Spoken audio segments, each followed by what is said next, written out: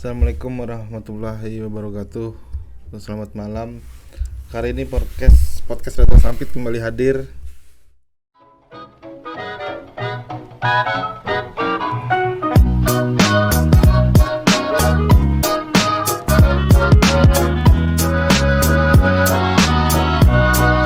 Ya, nama beliau Om Gumarang, M Gumarang. Nah, M Gumarang, beliau ini selain pengamat sosial, pengamat politik juga, beliau juga pelaku usaha, seorang pelaku usaha, pebisnis juga. Nah, mungkin kita langsung aja secara umum dulu, Om. Menurut Om nih, konflik Rusia versus Ukraina, menurut Om nih seperti apa nih konfliknya? Terima kasih, selamat malam para pemirsa pendengar yang pada malam hari ini kita sama-sama membicarakan menyangkut masalah yang disampaikan oleh tadi saudara kita Agus yang tidak asing lagi di Sampit sebagai jurnalis Dan bukan orang asing, Om. Tapi tidak asing lagi di mata masyarakat, khususnya di kalangan jurnalis. Jadi dalam hal ini saya juga sangat apresiasi hal ini menyangkut bagaimana Kalteng melalui radar ya. Menyoroti menyangkut masalah konflik Rusia Ukraina. Ya, karena berpengaruh terhadap komoditas yang juga Kalteng sebagai lumbungnya kayak CPO. Betul. Nah, mungkin ini sedikit aku berikan gambaran sebelum kita nanti secara spesifik lari ke khususnya Kalteng lah, dampaknya sampai sejauh mana. Yang menyangkut konflik Rusia Ukraina ini, semua orang sudah tidak asing lagi, sudah mengetahui, bukan hal yang aneh. Hal ini bukan sudah rahasia umum bahwa terjadinya konflik ini setelah Rusia yang dulunya bernama Soviet. Sejarahnya kita lihat, tarik sejarah dulu lah.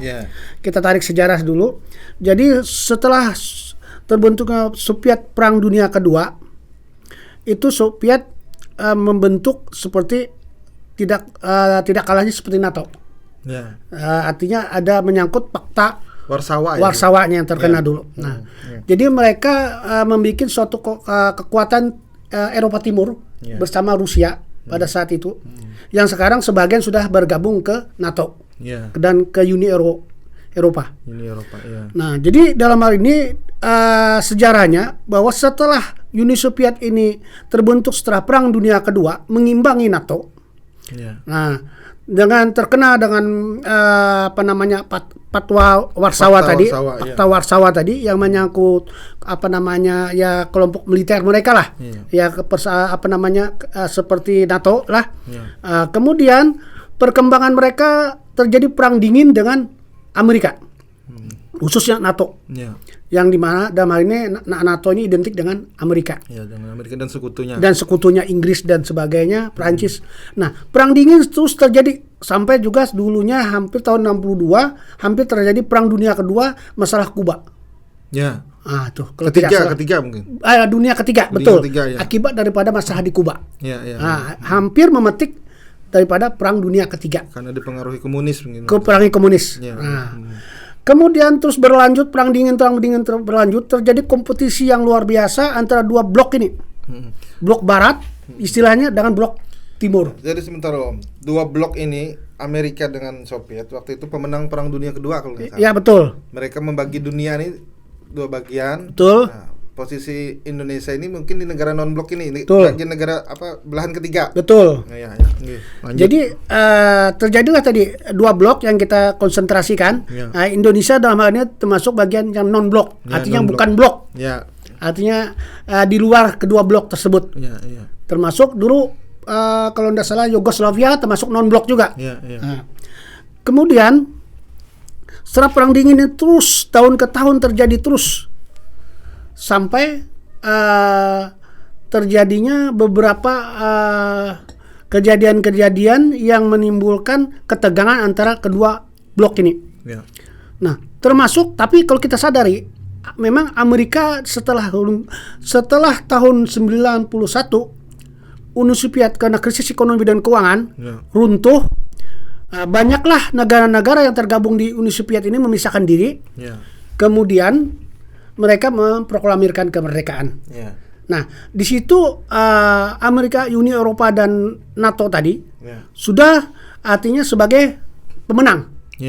Nah, dalam hal ini bahwa kubu-kubu yang selama dulunya ikut blok timur, ikut Uni Soviet yang sudah memisahkan diri, seperti Polandia, Rumania, itu beralih ke NATO.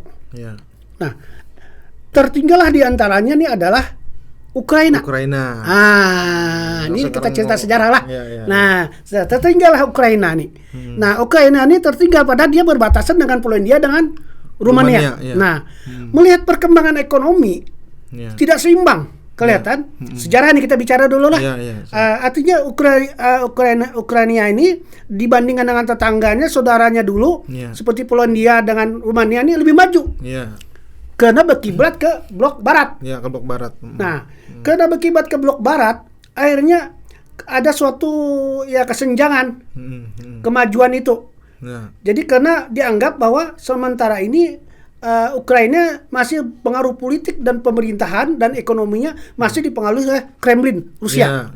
Nah, jadi dalam hal tersebutlah artinya masyarakatnya sudah mulai membanding-bandingkan, menilai-nilai masyarakat Ukraina ini. Kok saudara kita yang dulu maju sekarang? Iya kan? Yang bekas ibaratnya satu wadah di Uni Soviet. Nah, kemudian mereka masih tertinggal, boleh dikatakan dibandingkan dengan saudaranya yang lainnya. Nah, timbullah masyarakatnya ada suatu gejolak. Ingin maju melihat daripada sisi tadi. Sampai akhirnya presiden yang tidak pro dengan Rusia menang pemilu. Vladimir Zelensky Volodymyr Zelensky. Nah, sebelumnya itu ada yang presiden pro Rusia yang didemo besar-besaran. Tahun 2014 bulan Februari kalau tidak salah, bulan Februari 2014 itu didemo besar-besaran. Karena krisis kan Ukraina. Krisis, dia didemo karena dia juga dianggap haluan politiknya adalah di pro Rusia. Sedangkan masyarakat Ukraina ini sebagian besar adalah sudah mulai paham dunia barat. Nah, artinya Uni Eropa, identik dengan NATO. Nah, inilah yang membuat suasana terjadi terpecah. Nah, di satu sisi disadari pula bahwa di Ukraina itu di bagian timur berbatasan dengan Rusia langsung itu Donetsk, Donbas dengan Luhan, Mariupol. Donbas itu daerah Donbas itu daerah memang pusat pertempuran. Nah, itu masyarakatnya pasti berbahasa Rusia. Kenapa? Banyak orang-orang bekas Rusia, keturunan Rusia. Setelah Perang Dunia Kedua, mereka hijrah bekerja ke pertambangan di daerah Donetsk tadi. Nah, Donetsk ini adalah daerah tambang baja yang terkemuka di Ukraina. Nah, kemudian kalau Luhan itu juga sama daerah industri. Jadi disitulah banyak orang-orang Rusia dulunya setelah pasca Perang Dunia Kedua hijrah ke Ukraina di daerah itu tadi. Nah, karena mereka artinya pasti berbahasa Rusia karena mereka keturunan Rusia, akhirnya pada saat itu mereka ada ketersinggungan dengan artinya Rusia tadi, Moskow ada ketersinggungan karena orang yang pro pemimpin presidennya yang Ukraina pro Rusia tadi tergeser, tersingkir. Nah, akhirnya apa? Akhirnya Rusia bertindak mencaplok Crimea. Pada saat itu Crimea jadi sasaran pada mulanya dicaplok oleh Rusia. Nah, jadi di situ mulai timbul separatis daerah daerah Donbas, Donetsk. Nah, itu Donbas itu terjadi di situ separatis. Bahkan yang disponsori Rusia. Kemudian di Donetsk itu dan Luhan itu kok gedung-gedung itu sudah dikuasai oleh separatis. 2014. Jadi itu sudah dikuasai separatis. Kemudian separatis ini melakukan perlawanan besar, ya, Ya. besar-besaran, sehingga pada Agustus kalau tidak salah 2014, Ukraina itu militernya Ukraina mengalami kegagalan. Karena ya tadi gedung-gedung dikuasai oleh mereka. Mengatasi separatis. Separatis tadi. Akhirnya timbullah suatu upaya gencatan yang dipelopori oleh, kalau tidak salah itu namanya OSCE, artinya Organisasi Keamanan dan Kerjasama Eropa. Itu yang mempelopori agar terjadinya gencatan. Tahun 2014 bulan September. Nah, terjadilah gencatan senjata, tapi tidak lama. Akhirnya tidak ada yang mentaati konsep perjanjian yang dijanjikan itu. Memang artinya daerah separatis itu dijadikan dijadikan kota otonom besar. Otonomi besar, jadi otonom besar. Namun ternyata di dalam perjalanan itu tidak lama, gencatan senjata itu tidak berlaku. Di satu sisi presidennya merapat ke NATO. Nah, betul. Di satu sisi dia merapat ke NATO. Nah, setelah itu sudah mulai ada sedikit pendekatan karena kalut kan. Kalutnya Ukraina. Nah, kemudian 2014 itu kita bicara sejarahnya sedikit lah. Nanti kita baru spesifik ke Kalteng sampai sejauh mana secara perspektifnya kita lihat Kalteng terhadap konflik itu.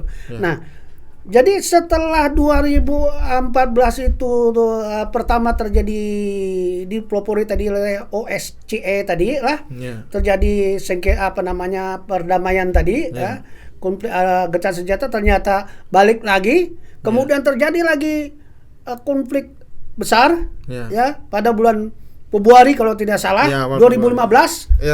2015 itu terjadi konflik besar, dan juga Ukraina mengalami suatu kegagalan, banyak korban, 14.000 korban jumlahnya, 14.000 korban jiwa. Nah, di sini semakin masifnya penguasaan dari separatis tadi semakin.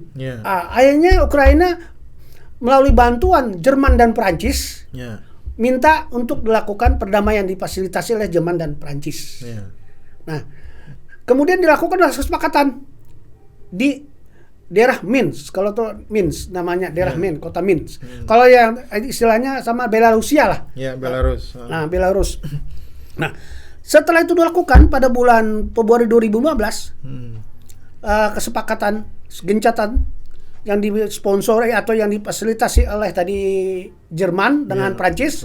Ternyata juga sama nasibnya. Tidak lama bubar. Terjadi lagi. Bahkan pada 2018 malah mereka sudah memproklamirkan Donetsk, kan ada dua negara calon negara itu kan ada dua. Donetsk Donbas dengan Luhansk. Nah, Luhansk. Nah, jadi Donetsk ini memproklamirkan kemerdekaan pada saat itu melalui referendum yang tidak diterima oleh internasional. Nah, tapi mereka sudah mendeklarasikan Republik Rakyat Donetsk dengan presiden, dengan pimpinannya sedangnya Denis Pushilin. Nah, kemudian Luhansk dengan pimpinannya pada saat itu 2018 itu kalau tidak salah Leonid. Nah, mereka sudah mendeklarasikan, memproklamirkan kemerdekaan mereka 2018. Dan 2018 itu pula lah terjadi bom di sebuah kafe di Donetsk yang menelan korban satu orang panglima perang mereka yang namanya Alexander Zakarchenko. Itu akibat daripada memanasnya pada saat itu adanya bom tadi sehingga menewaskan panglima perang dari Donetsk.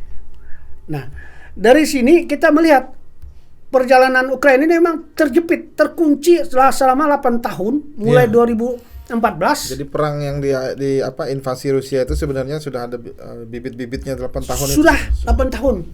Jadi terkunci Ukraina terkunci. Akhirnya dia mencari ruang Iya, iya, iya. Iya kan? Kemana ibarat tuh binatang tuh terjepit, Iya. pasti dia harus mencari tempat pernapasan, Iya, iya, iya. tempat ruang untuk bisa lolos. Nah, Satu-satunya jalan ke NATO. betul. Melalui dulu Uni Eropa ya Iya, kan? Uni Eropa ini kan sebetulnya ya konco ya sama aja lah. Iya, Ya iya. setelah tiga uang adalah NATO. Iya. Nah, kemudian akhirnya dia mulai pendekatan-pendekatan, mungkin ada yang sudah mulai melobi-lobi, ya kan, membangun komunikasi, sudah mulai ada suatu rayuan, sudah mulai ibarat Iya. pendekatan, Iya. ya, mulai kasmaran, ya kan? Amerika nih selaku investor misalnya sponsor lah di Betul. belakang punggung kan. Ya. Mm-mm. Nah, ini kelihatannya bahwa Ukraina tertarik, Iya. ya kan, tertarik karena wah NATO yang akan membackup kita. Memberi harapan. Memberi harapan PHP, kata Iya. orang istilah zaman sekarang ini PHP. PHP ya. Pemberi harapan palsu, Iya, ya kan? iya. Jadi Betul. sebetulnya Amerika ini pun sebetulnya sekutu ini, NATO ini sebetulnya dia juga ragu-ragu Iya. ingin menarik dia Ukraina ini sebagai anggota NATO. Iya, mungkin dia perlu Ukraina harus membuktikan diri dulu. Itu mungkin diantaranya syaratnya seperti itu. Iya. Nah, akibatnya terlalu lama waktu bermain Iya. diplomasi, komunikasi Iya. untuk menetapkan sebagai anggota NATO. Betul. Sementara Rusia intelijennya sudah jalan. Sudah mungkin, jalan dan bergerak mendahului. Sudah membaca. Iya. Sebabnya bila sudah ditetapkannya sebagai anggota NATO, Iya. maka otomatis sesuai dengan perjanjian NATO kan, Iya. bahwa salah satu anggota bila berperang Iya. diserang, maka yang lain akan Ya, ikut ikut. anggota NATO-nya. Iya. Nah kan itu pasal 5-nya kalau tidak salah itu Iya. diatur dalam Iya. NATO. Nah, ini yang dikhawatirkan Rusia. Rusia juga mempertimbangkan itu. Iya. Jadi ibaratnya Rusia ini lebih dulu mengambil Ya. sikap. Jadi menyediakan lokasi juga buat Amerika memasang mesin perangnya di sekitar Rusia. Iya. Dan pula ini ada sedikit juga ya boleh lah kata orang kalau dalam dunia bisnis tuh, dunia marketing tuh ada iklan-iklan juga lah. Iya, Iya kan? Iya, iya. Oh, senjata siapa sih yang canggih ini? Iya. Nah, kan seperti itu. Iya, Ya iya, kan? iya. Oh, produk siapa? Ya kan? Iya, iya. Sudah main-main sudah semua Iya. main-main sudah ini semua, ya kan? Ya main-main promosi sudah. Iya. Nah, ini juga sebetulnya imbas daripada muatan daripada konflik tadi. Tidak disadari oleh Ukraina, ini adalah dimanfaatkan oleh pihak lain.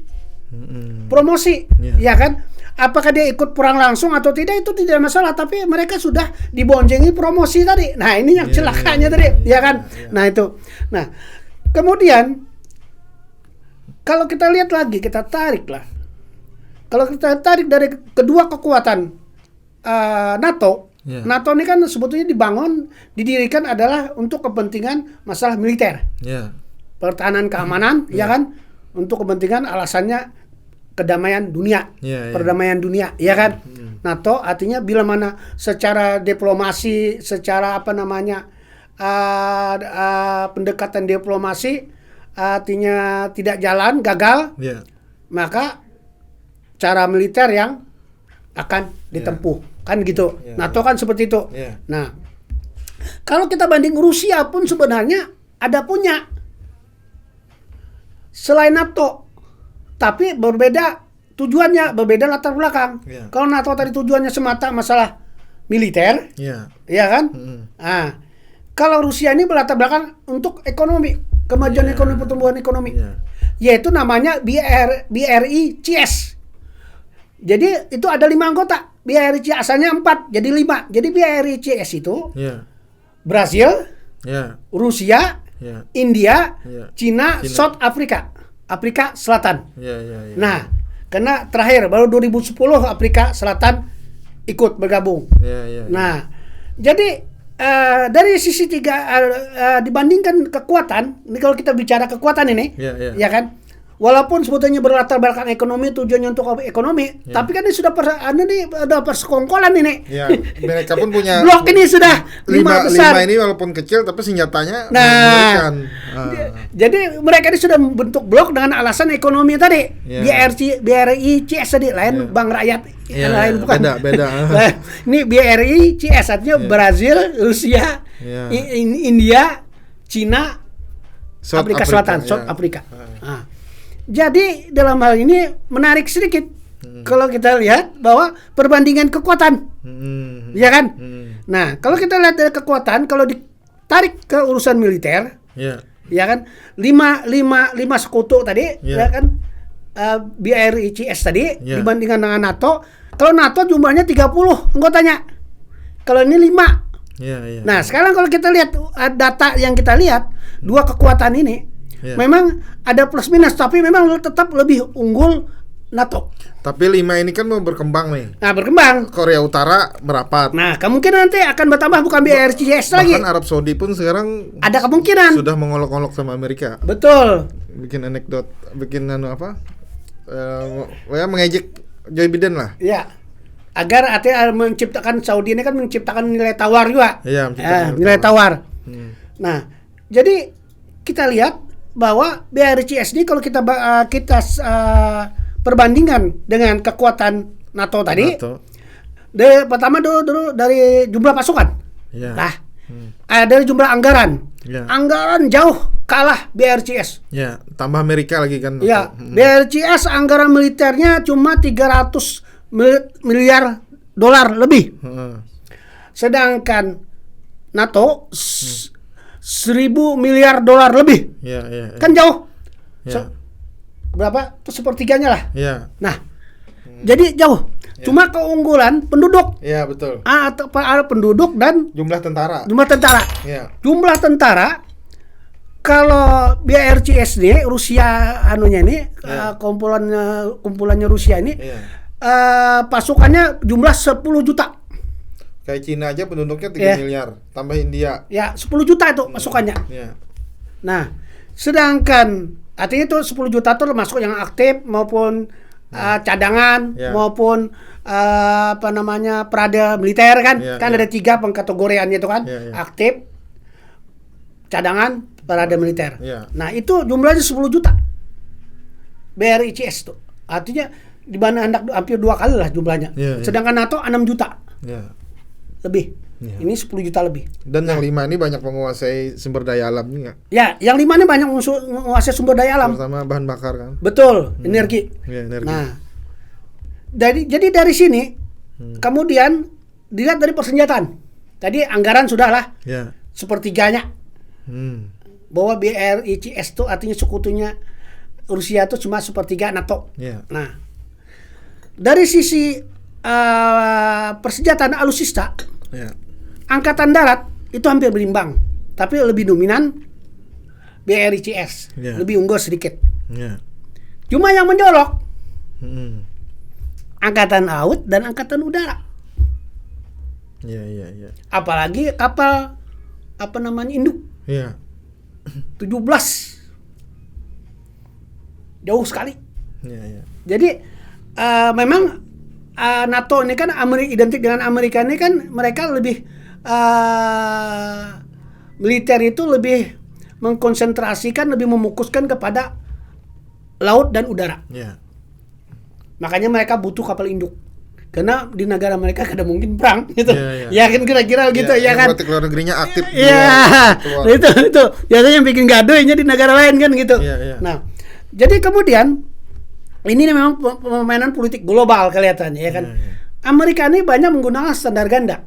Artinya bermuka dua Mm-mm. kan politiknya, ya kan? Iya. Nah, beda dengan Rusia. Rusia ini kadang-kala memang keras tapi Ya, dia klasik masih ya. ya keras tapi dia bermain di Ya. sesuai aturan main. Artinya kalau Amerika itu tuh bisa bermain ganda. Iya. Nah, itulah artinya bahwa kalau kita lihat kekuatan kalau terjadi perang Dunia ketiga. dunia ketiga, Ya. ya kan? Tapi itu tidak mungkin karena satu hal kuncinya ada di Amerika.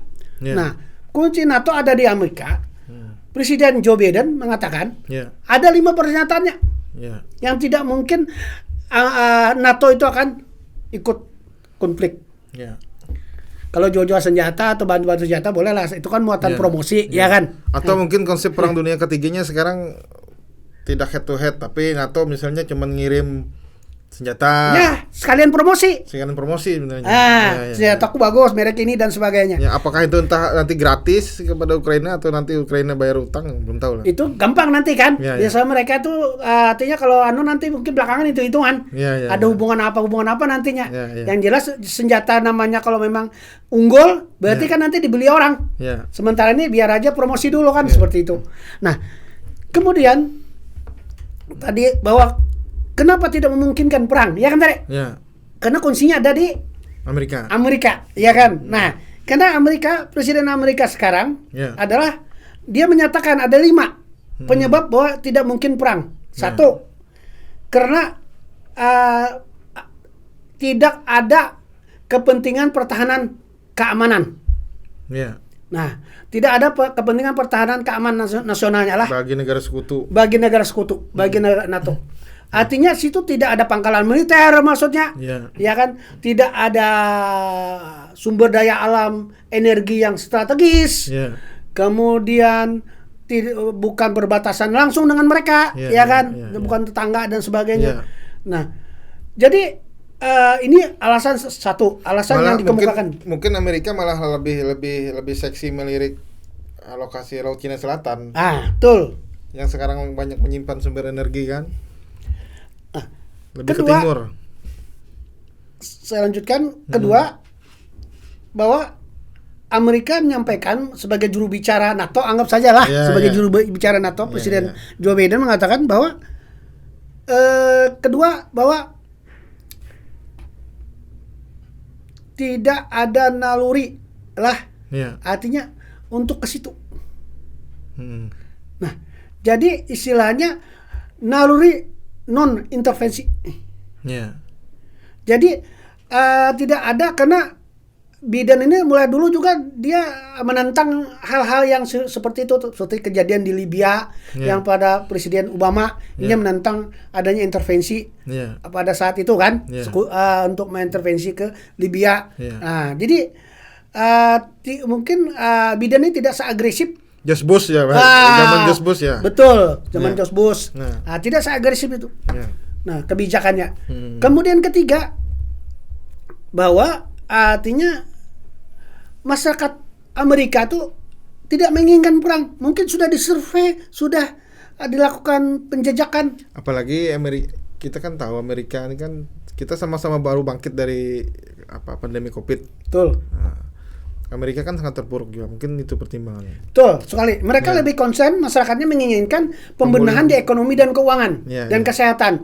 Jadi mereka tidak mau hal itu terjadi sampai terjadinya perang. Nah, betul tuh. Itu mungkin bagian daripada alasan mendasar mereka. Dan masyarakat memang demikian secara umum, artinya menilai bahwa Amerika perlu pembenahan ekonomi, keuangan dan kesehatan. Apalagi setelah lengsernya George Bush digantikan oleh presiden yang memang tidak seagresif George Bush. Betul. Kayak Obama, habis itu Donald Trump yang Donald Trump malah mengidolakan Vladimir Putin. Tambah Joe Biden lagi kan orangnya agak kalem, beda. Jadi memang stylenya masing-masing tuh agak sedikit ada perbedaan. Jadi sifat George Bush yang agresif itu tidak diteruskan oleh regenerasinya. Betul. Gitu. Makanya dia nalurinya intervensi tadi. Jadi beda, kan. Nah, yang terakhir alasannya kenapa? Karena bukan yang terakhir keempat ya. Yang keempat, bahwa berbahaya konfrontasi dengan adidaya. Karena mereka menganggap Rusia itu masih adidaya. Jadi artinya merupakan dari Jerman daripada Soviet. Ya kan? Jadi Biden mengatakan bahwa sangat berbahaya, ya kan? Konfrontasi dengan adidaya. Cina menunggu kan?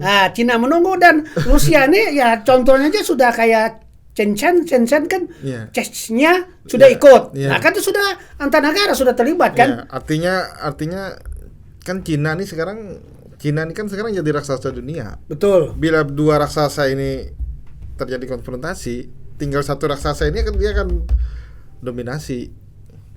Cina kan dominasi. nanti itu saya sangat sependapat sekali bahwa Cina ini sebetulnya juga adalah musuh perang dinginnya Amerika. Nah, nanti ada sedikit Tapi Cina tidak perlu mengirim pasukan. Tidak perlu mengirim pasukan. Tapi mereka ini sementara ini perang dingin dalam dunia perdagangan. Yang lebih menonjol. Nah, terakhir tadi yang kita lanjutkan tadi baru 4 kan. Nah, tadi bahwa karena berbahaya tadi konfrontasi dengan negara adidaya. Sama adidaya. Gajah versus gajah. Gajah sama gajah. Harimau versus singa lah. Nah, itu ada istilahnya itu. Istilah dari Dr. Darmansyah Jumala. Nah, beliau mengatakan Ukraina ini bagaikan apa? Ini gajah dengan gajah. Yang di tengah apa ini? Pelanduk lah. Ya, pelanduk. Nah, pelanduk. Jadi kancil. Pelanduk alias kancil. Yang nanti yang korban pelanduk dan kancil ini, yang ibaratnya yang kejepit. Bahkan bisa bubar negaranya. Iya. Nah, hancur lebur lah. Itu kalau aku mengutip dari istilah daripada tadi Profesor Darmansyah Jumala tadi. Jadi dikatakannya bahwa Ukraina ini artinya seperti tadi katakan apa tadi? Istilah binatang tadi? Kancil atau pelanduk tadi. Gajah lagi berkelahi, 2 gajah berkelahi. Atau misalnya ini harimau sama singa berkelahi, serigala yang terjepit. Nah, itu sama satu perumpamannya seperti itu. Nah, yang terakhir tadi bahwa yang kelima alasannya Joe Biden bahwa tidak ada perjanjian yang mengikat. Nah, itu kaitannya ke NATO, anggota NATO. Artinya Ukraina masih hanya sekedar di PHP. Di PHP hanya penjajakan pemohon. Ibaratnya orang pacaran tuh apa? Belum kawin lagi. Ya, belum kawin. Artinya belum nikah. Bahkan apa ke jenjang pernikahan pun belum. Dan artinya pun pacarannya pun masih setempat permulaan pendekatan. Ya, masih cinta monyet lah. Nah, masih cinta monyet. Upaya saling menjejaki masing-masing. Nah, inilah artinya sedikit kita mengupas sejarah daripada konflik Rusia Ukraina. Nah, sekarang dalam hal ini sambil ngopi dulu. Oh ya. Kita santai dulu karena seperti kuliah. cukup berat. Cukup berat bahasan beliau. Ini sama seperti orang kuliah jurusan geopolitik ya. Geopolitik, sosial politik lah, sospol nih sebenarnya. Sosial tapi hubungan internasional masuk juga. Jadi sudah campur aduk deh lah. Ya, nah sekarang kita tarik ke Indonesia, Om. Ya. Indonesia sebagai negara non-blok. Dan baru-baru tadi mengadakan konferensi G20. Amerika kan tersinggung karena Indonesia mengundang Rusia. Nah, tapi kata Menteri Keuangan Sri Mulyani tidak masalah sebenarnya kan. Tidak, Amerika itu tidak masalah. Artinya Indonesia sudah punya sikap juga. Dan memang Indonesia mengambil sikap seharusnya. Karena Indonesia non-blok, tidak ingin mengkhianati konferensi Asia Afrika. Nah, kita tarik ke Indonesia pengaruhnya. Tadi, apalagi baru-baru ini ada isu yang bukan isu sih, kebijakan presiden melarang ekspor CPO.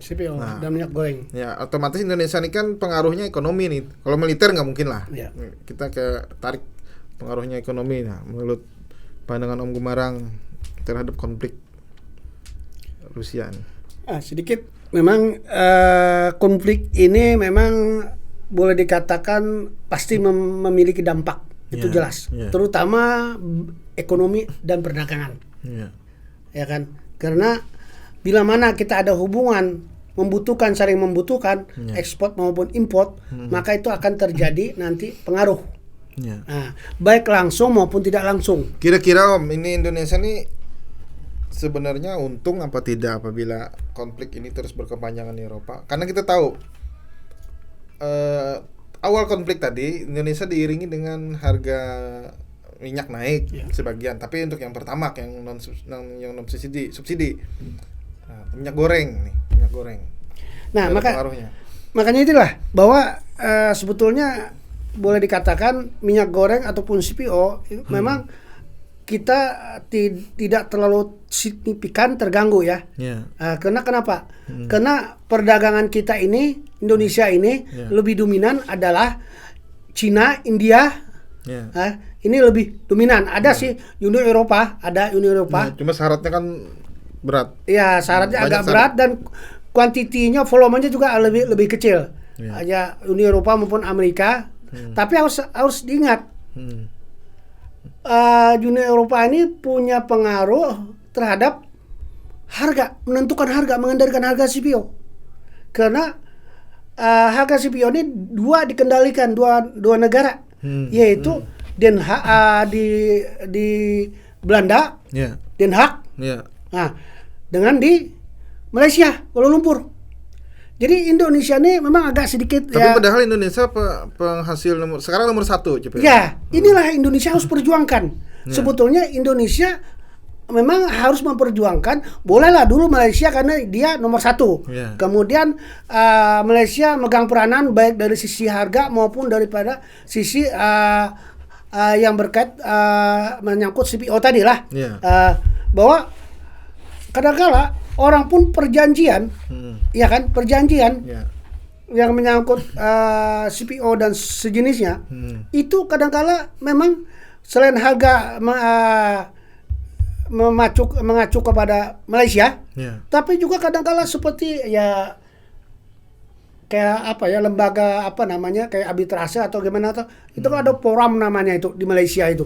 Nah, itu kadang-kala perjanjian juga kadang-kala mengkaitkan ke situ bahwa artinya tunduk dan taat, artinya nanti kalau terjadi apa-apa tempat anunya di situ penyelesaiannya gitu lah. Ya. Boleh dikatakan kalau kayak arbitrase lah kita kan. Ya. Nah, jadi pengaruhnya walaupun Malaysia ini artinya dia bukan penghasil nomor 1 Ya. dulu, betul. Ya. Sekarang ada Indonesia sejak 2006. Ya. Itu sudah dikuasai oleh Indonesia. Tetapi Indonesia belum menguasai tadi pengendalian harga tadi. Ya kan? Pengendalian harga masih di Rotterdam, Belanda, pengendaliannya di Eropa dengan Malaysia. Tapi katanya gini Om, kenapa beberapa pengusaha CPO ini mengekspor CPO ke Eropa? Katanya karena konflik Rusia ini kan Ukraina ini salah satu penghasil bunga matahari, Ya. minyak bunga matahari. Nah, karena terganggu, akhirnya mereka memerlukan CPO tadi. Gitu. Mungkin itu peluang, mungkin Ya, karena suplai kebutuhan untuk berkurang karena produksi bunga matahari menurun karena Ya. konflik tadi, ya Ya, kan? ya. Nah, sehingga nanti jalan keluarnya adalah Uni Eropa akan beli CPO. Ya. Tapi ingat sekarang tanggal 28 Indonesia tidak boleh ekspor. ya. Nah, ini kan juga artinya dampaknya juga ada gitu. Nah, nanti kita bicarakan itu. Ya, tapi Nah, gini dulu Om, untuk masalah ekspor menurut Om nih, nah, pemerintah pusat pemerintah pusat mengatur sepenuhnya, memonopoli urusan ekspor CPO. Sementara CPO ini kan kita tarik ke undang-undang. CPO ini kan bukan hasil bumi yang digali seperti Iya. Tambang. dalam undang-undang UUD 45 itu kan bumi air dikelola oleh negara kan, artinya kayak BBM itu kan ada Pertamina, Ya. tidak boleh ada ya, yang dikuasai nah, negara. sementara CPO itu belum ada lembaga Indonesia yang negara tidak memonopoli sebenarnya. Ya. Artinya pengusaha ini bebas. Ya. Dia mau nah, menurut Om, apa bisa pemerintah memblokir ekspor CPO? Kalau tambang oke. Tambang sama Ya, BBM karena oke. tadi masuk di situ hasil bumi yang hasil digali. bumi ya. Ya, isi di dalamnya. Iya. Aku kira itu tergantung kebijakan pemerintah. Yang penting kebijakan pemerintah itu tidak merugikan, ya kan? Ya. Para pelaku usaha, masyarakat, ya kan, stakeholder dan sebagainya. Ya. Sementara sepanjang itu suatu kebijakan itu untuk artinya untuk memajukan ekonomi, ya aku kira tidak masalah. Demi ya kan? kemaslahatan lah. Nah, kemaslahatan karena memang itu tidak faktanya masalah. sekarang minyak goreng yang sudah jadi kebutuhan pokok. Nah, sedikit aku mungkin perlu kupas tadi. Ada dua lah. Kan pengaruh langsung. Ya. Kita nih ada yang tidak langsung. Oke. Nah, jadi pengaruh yang tidak langsung ini ada. Ya. Artinya tapi berdampak. Nah, ini harus diingat. Ya. Misalnya, nggak usah repot-repot kita seperti perangkat lunak kan kita kan tergantung dari Uni Eropa. Ya. Ya misalnya, ya kan? Ya, perangkat komputer, Komputer dan sebagainya. ponsel segala macam. Nah, kalau terjadi embargo dan sebagainya kan itu berpengaruh itu. Ya, ya, Nah, ya, ya. ini kita bicara yang tidak langsung. Begitu juga misalnya perdagangan Rusia ke Eropa. Ya. Catatan 40% lebih ekspor Rusia itu menguasai Uni Eropa. Itu apa? BBM-nya. BBM-nya. Energinya. Iya, energi, minyak mentah maupun gas. Hmm. Nah, Ya. sekarang kalau ini di stop, Ya. ini efek bagi negara lain tuh ada yang menguntungkan, ada yang merugikan. Dan dia nggak mau dibayar pakai dolar, pakai rubel. Nah, Ya. ya kan. Nah, sekarang ini kan dia embargo nih. Ya. Artinya Rusia membalas. Rusia membalas dan sekutu Amerika artinya tidak menerima, Ya. ya kan, melarang mengimpor. Ya, ya, ya. Nah, tapi akhirnya apa? Berdampak Masyarakat yang kepada negara lain, ya, ya. ya kan, termasuk Indonesia. Ya, ya, ya. Ya kan, itu yang saya tidak langsung. Ya, ya. Timur Tengah pun berdampak. Pokoknya para pengekspor yang tergabung di OPEC misalnya, Ya, ya, ya. itu NATO maupun Uni Eropa, Amerika sekutunya meminta untuk meningkatkan produksi. Ya. Kan tidak mungkin balik telapak tangan untuk meningkatkan produksi. Ya, ya, ya. Iya Perubahan kan? bakar.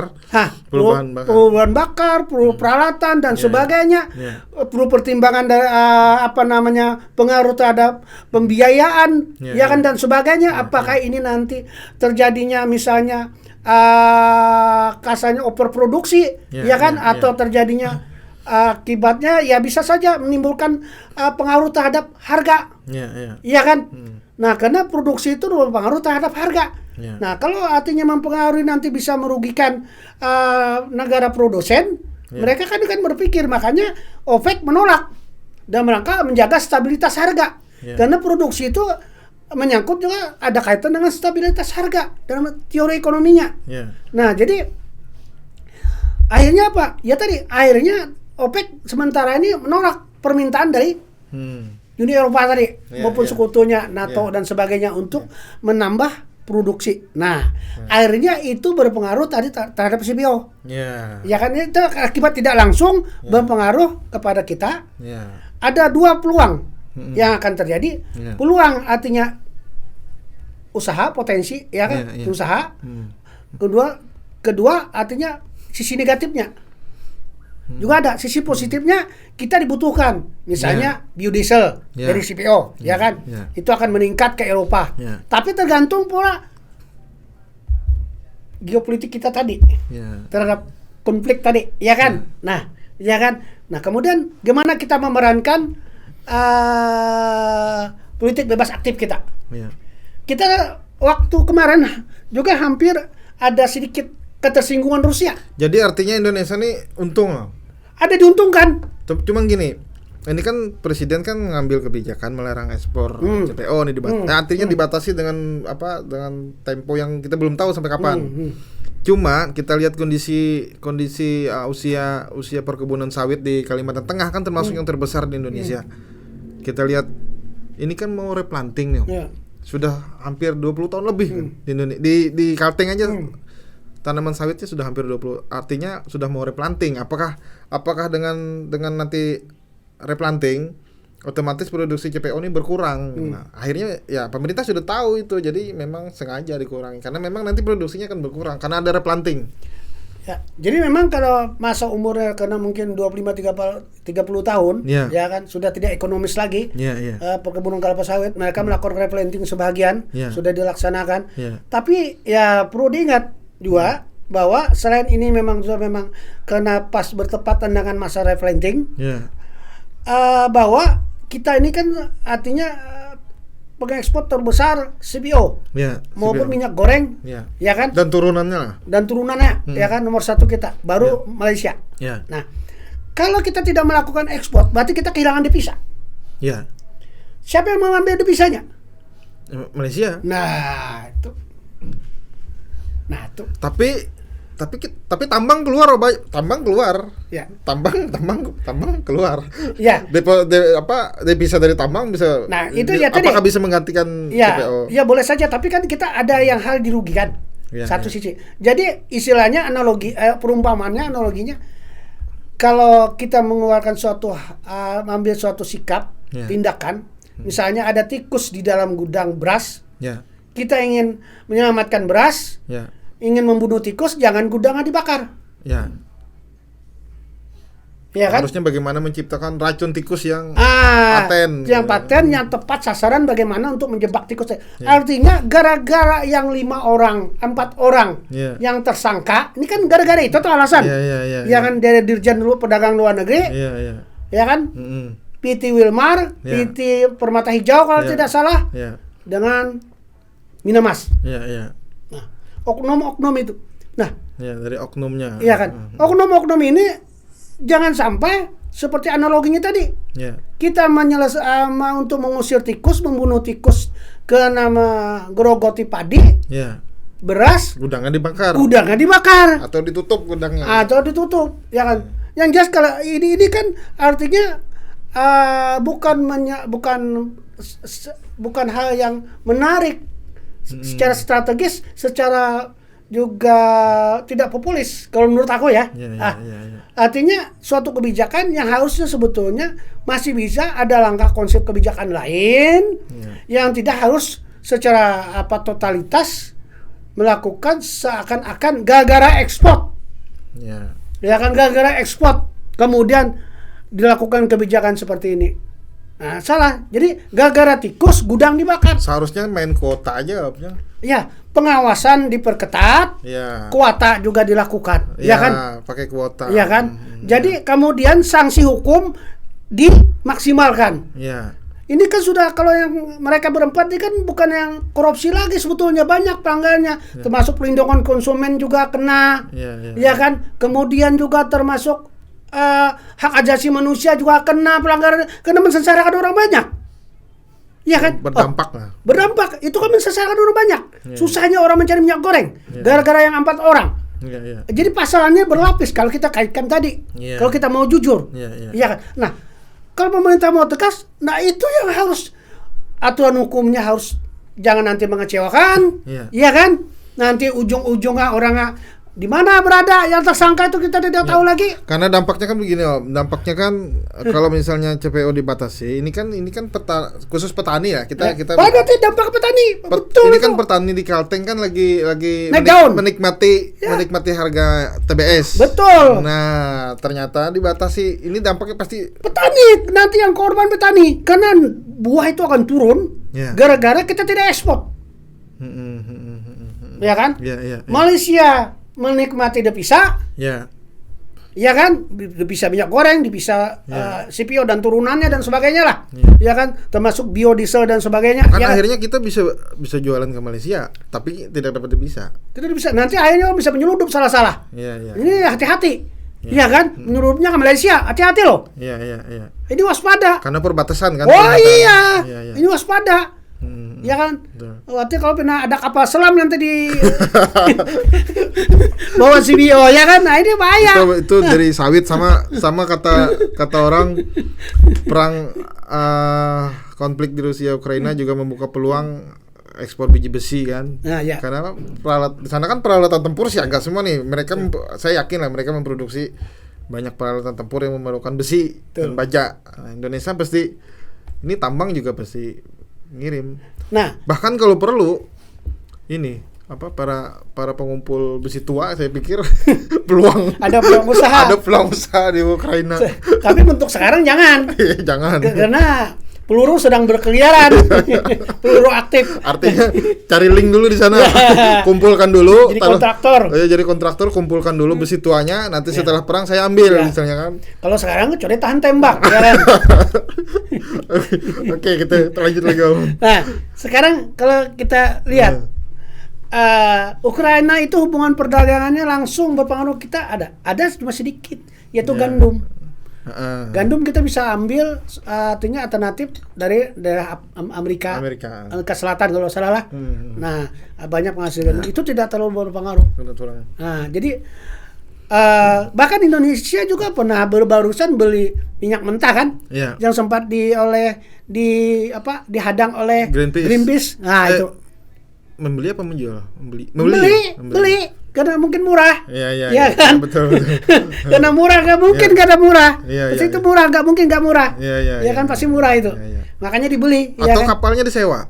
Ah, Kapalnya itu disewa. mungkin jadi. Tapi jelas kondisi begini ini orang lagi perang pasti harga murah. Iya. Jadi sekarang ini makanya politik bebas aktif Indonesia ini harus betul-betul dimainkan manis, bebas aktif kan? Iya, iya, Tidak iya. boleh berpihak sana, tidak boleh berpihak ke sini. Iya, pintar-pintar main. Pintar-pintar main. Iya, iya. Bukan kayak cerita apa tadi? Seperti apa? Pelandok. Jangan sampai seperti kancil atau Oke. seperti serigala. Iya. Harimau sama singa berantem, kita jadi serigala. Nah, jadi korbannya ya kan? Jangan. Kalau perlu kita jadi gajah. Nah, itu. Kita nonton mereka Tapi memanfaatkan. konflik, tapi kita makannya banyak. Nah, ini kejadian ada sedikit agak artinya kita sempat mengecewakan Rusia. Iya.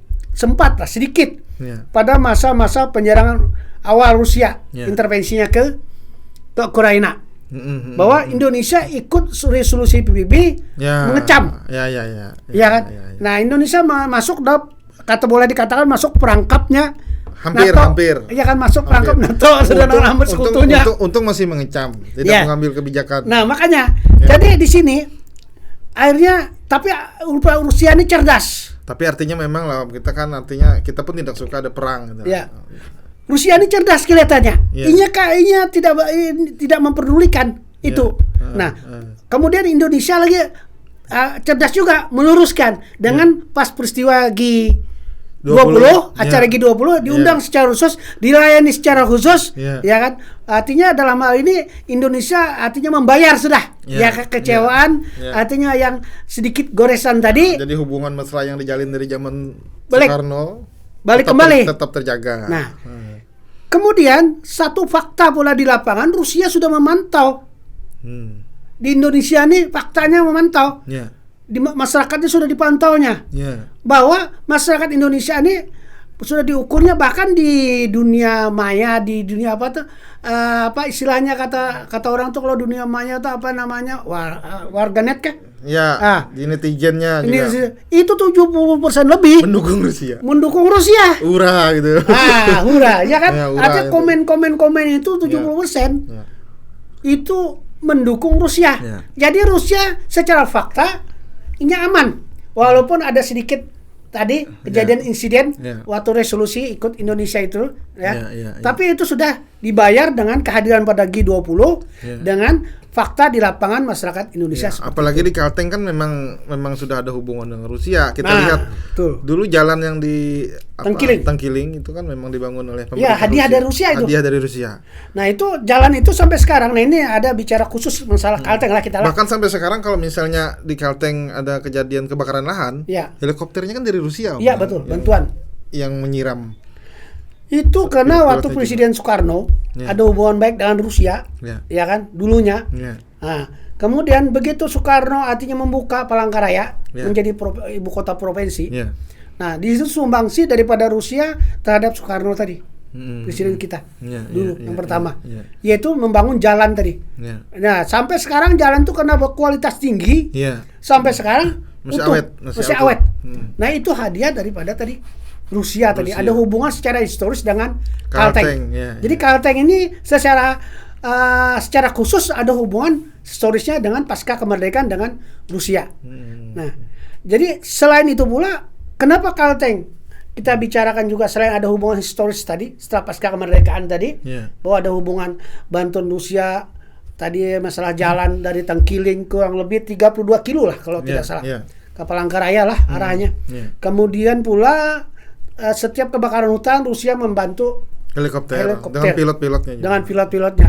Ini suatu kepedulian bagi Rusia terhadap Kalteng secara khususnya. Ya, ya, ya. Karena mungkin punya historis tadi. Ya. Sudah mengenal Kalteng sejak Artinya lama. jarak kita jauh gitu loh, tapi Jauh. mereka mengirimkan pesawat. Nah, kemudian pula kenapa Kalteng ini perlu kita selain tadi secara spesifik bahwa ada hubungan historis sejarahnya dengan Kalteng Rusia itu setelah pasca kemerdekaan sampai sekarang. Dari sisi perdagangan Kalteng ini harus menjadi suatu perhatian khusus.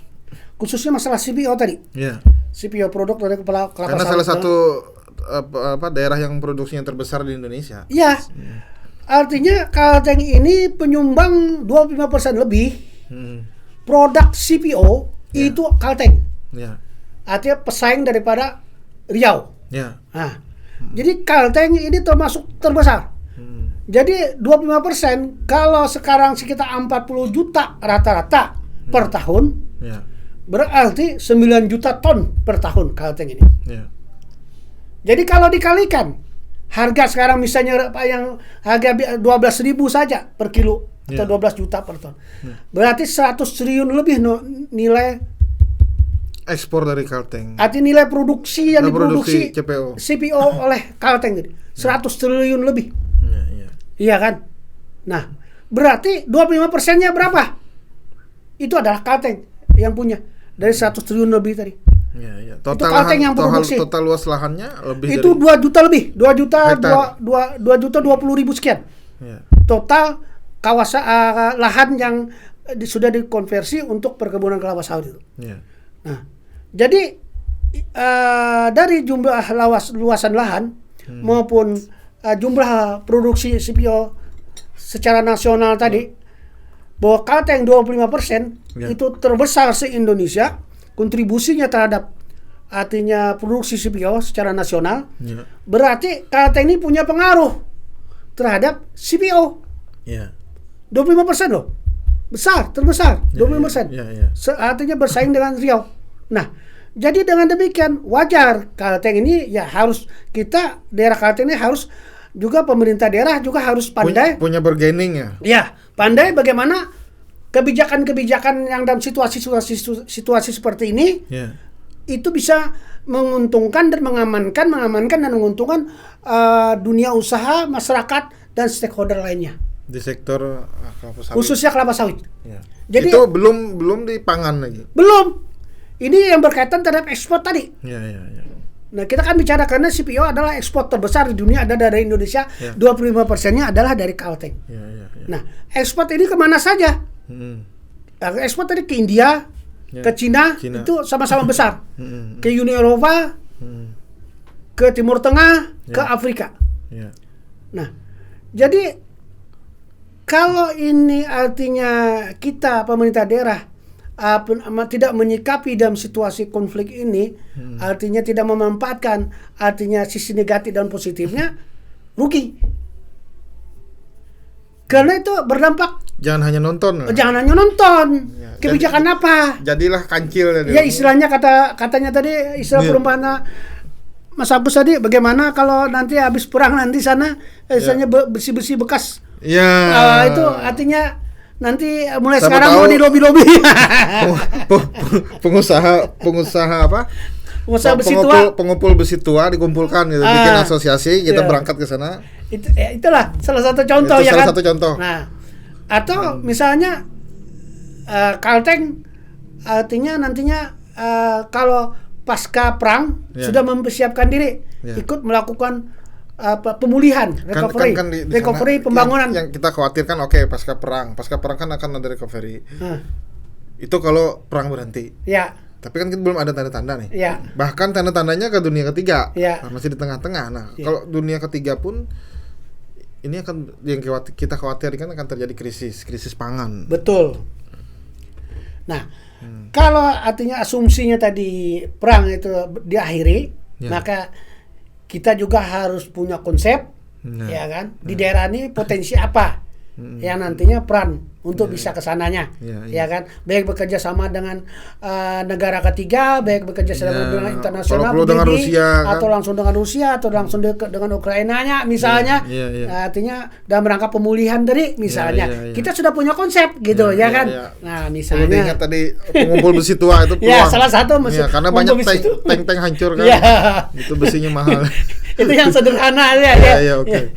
Nah, jadi inilah tadi. Jadi kembali artinya bagaimana Kalteng kalau misalnya itu berkelanjutan perang itu tidak berkesudahan, ya kan? Ya tidak berkesudahan. Bahkan bagaimana terjadi perang dunia ketiga yang bisa memetik dunia perang ketiga, walaupun Amerika sudah menyatakan mereka tidak akan lakukan, karena memang remote controlnya ada di Amerika. Nah, namun kita berasumsi yang jelas krisis pangan pasti terjadi. Kondisi sekarang. Jadi Kalteng pun harus siap-siap memanfaatkan lahan yang masih luas untuk produksi pangan. Betul. Menjaga. Jadi pangan ini nanti penting karena agar kita ada kemandirian. Jadi kita tidak ada ketergantungan, khususnya Kalteng. Artinya pangan tidak harus lagi mendatangkan dari luar. Kalau dalam hal kita menyikapi bahwa ke depan kita tidak butuh pangan dari luar, kita perlu kemandirian untuk mengantisipasi kalau terjadinya krisis pangan. Baik oleh karena bencana alam, baik karena perang, baik karena hal lain, ya. Artinya bagaimanapun memang pangan itu adalah kebutuhan yang mendasar, sama dengan air. Ya, sama dengan udara, sama. Ya, jadi artinya siapa yang tahan tidak makan, yang tidak makan, siapa yang tahan tidak makan, tidak mungkin kan? Jadi kalau menurut kesimpulan saya mungkin kita jangan sampai mengulang kayak situasi Perang Dunia Kedua. Ketika itu kan di Eropa pun terjadi Perang Dunia Kedua dan Indonesia jadi sasaran negara objek yang dijajah oleh salah satu negara Eropa. Dan pangannya yang diambil, rempah-rempahnya. Rempah-rempahnya karena Indonesia tidak punya kekuatan, akhirnya jadi negara jajahan. Nah, ketika Perang Dunia Ketiga terjadi, Indonesia jangan sampai seperti itu, mungkin gitu. Nah, makanya kita harus posisi tawar nih, punya posisi tawar. Ini artinya membangun bergaining lah dengan posisi tawar. Posisi tawar artinya dukungan militer pun perlu. Nah, makanya kebijakan Prabowo dia bicara militer deh. Menhan Pak Prabowo, aku angkat jempol aja lah. Dia memperkuat alutsista. Dengan situasi begini, sebelum terjadi Ukraina ini sudah merancang lebih dulu. Ya kan? Artinya ini sudah peka bahwa karena kawasan kita ini kan bukan semua kawasan yang berarti aman bagi Indonesia. Iya kan? Kita contoh bahwa kita ini tidak aman. Misalnya dengan Malaysia. Walaupun kita jiran, tetangga. Kalau Malaysianya sih tidak apa-apa. Tapi pihak ketiganya Malaysia ini kan sekutunya. Ancaman. Australia misalnya. Filipina sudah ada pangkalan militer. Australia. Jadi itu Brunei. Betul. Semua arti negara yang asli ini kan boleh dikatakan yang merdeka berdarah-darah dengan Indonesia. Iya kan? Bahkan yang mengelilingi Indonesia ini negara yang memang suka perang. Dan yang mengelilingi Indonesia ini bukan negaranya yang suka perang, orang yang di belakangnya. Sekutunya. Kalau aku katakan orang yang di belakangnya. Amerika, Inggris lah. Karena mereka kan dominion rata-rata. Negara dominion. Nah, Indonesia ini kan memang negara merdeka, dengan berdarah-darah, dengan perjuangan murni. Deretan pahlawannya banyak sekali. Beda dengan Malaysia. Malaysia kan beda. Dia persemakmuran. Apa dia berjuang berdarah? Itu sudah rahasia umum lah, kan? Kalau Indonesia, aku sebagai warga negara, aku mengatakan Indonesia ini bukan karena aku sebagai anak keluarga besar pejuang, bahwa memang diperoleh dengan berdarah-darah, ya kan? Dengan pengorbanan yang luar biasa. Jadi beda. Jadi oleh karena itu pertahanan keamanan Indonesia ini sudah teruji. Beda. Jenderal Inggris saja masuk ke sini di Surabaya 10 November harus korban jenderalnya. Ya kan? Luar biasa. Nah, inilah bahwa Indonesia ini sudah punya pengalaman dalam hal militer. Nah, jadi oleh karena itu tetangga-tetangga kita ini bukan kita takut dengan tetangga kita, tidak. Yang di belakangnya khawatir orang yang ketiga. Kalau tetangga kita ini biasa-biasa aja. Dan segalanya pergaulannya biasa-biasa saja, kemampuannya biasa-biasa saja, ya kan? Oke, jadi yang bisa kita petik sudah 1 jam. Yang kita bisa petik ini sedikit saya simpulkan, mungkin nantinya mudah-mudahan dengan podcast ini masyarakat Kalteng yang nonton nanti bisa terbuka wawasannya bahwa dunia ini sedang tidak baik-baik saja gitu. Artinya walaupun kita sekarang masih aman, tentram, damai, tapi potensi terbawa ke dalam konflik itu ada, terutama di sektor ekonomi tadi Om lah. CPO sama pangan.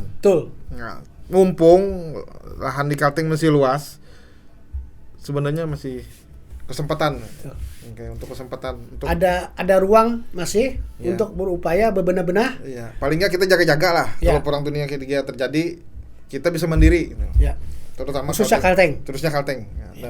Kalteng punya potensi sumber daya alam yang bagus, bisa untuk membangun ketahanan pangan tadi. Tinggal pemerintahnya, pengambil kebijakannya lagi yang ini. Dan satu pesan juga, kita menyikapi Kalteng ini bahwa fundamental ekonomi kita ini kan tidak bisa dipungkiri. Ya. Sudah rahasia umum. Ya. Secara matematis juga sudah jelas bahwa adalah perkebunan kelapa sawit. Ya. Tinggal bagaimana pemerintah mengembangkan, ya kan, dari hulu ke tengah dan hilirnya lah, Ya. sehingga artinya ini bisa meningkatkan pertumbuhan dan pemerataan masyarakat. Ya. Karena tidak bisa kita berspekulasi, artinya di luar potensi yang lain yang belum kita rasakan, yang belum kita lakukan, Ya. yang belum kita lakukan kajian dan sebagainya. Ya. Kalau perkebunan sawit kan sudah ibaratnya kasarnya Kajian sudah, yang panjang. sudah perjalanan yang panjang, sudah terlanjur basah, Bahkan dari zaman Jepang pun ya kan? Ibarat orang itu terlanjur cinta sudah, Ya, ya, ya. ya sudah ibaratnya cerai lah, nggak Ya. mungkin sudah beranakan. Ya, ya, ya. Artinya bubar tidak mungkin. Multiplier efeknya sudah dirasakan. Sudah terlalu masif sudah. Ya. Multiplier efeknya sudah dirasakan dan permasalahan sudah masif. Ya. Jadi lebih baik konsentrasi saja bagaimana penanganan kelapa sawit ini, Ya. permasalahannya bisa diselesaikan. Dari Ya, hulu menyangkut ke plastik, hilirnya. ya, ada hulu ke hilirnya, dari hulu, tengah, hilir, Sampai termasuk distribusi transportasi ya, termasuk itu. pengiriman. Ya. Termasuk juga plasmanya gimana ditangani dengan baik, masalah ganti rugi juga gimana itu ditangani dengan baik. Ya. Jadi pemerintah berkonsentrasi bagaimana membangun kekuatan ekonomi yang sudah nyata-nyata faktanya sudah ada secara matematis, sudah ada angka-angkanya, Menguntungkan. hanya dikembangkan dan dibenahi, itu saja. Jangan berspekulasi yang lain. Jadi sudah tidak ada lagi, tidak zamannya lagi menolak kehadiran sawit. Tidak bisa lagi terlanjur basah, sudah terlanjur cinta. Iya, iya. Sudah beranak, bercucu. Sudah Iya, tidak zaman, ketinggalan sudah. Iya, kayak orang pacaran tuh sudah beranak, bercucu, sudah hamil dan Sudah sebagainya. kawin, iya. Untuk apa lagi kita berbicara lagi ke belakang? Iya. Sudah ada bujang lagi. Iya. Iya kan bahasanya, tidak perawan lagi. Iya, Iya kan? siap. Nah, lebih baik konsentrasi saja itu, ya Ya. kan? Dan menyikapi secara berarti kita membangun suatu profesionalisme di dalam membangun.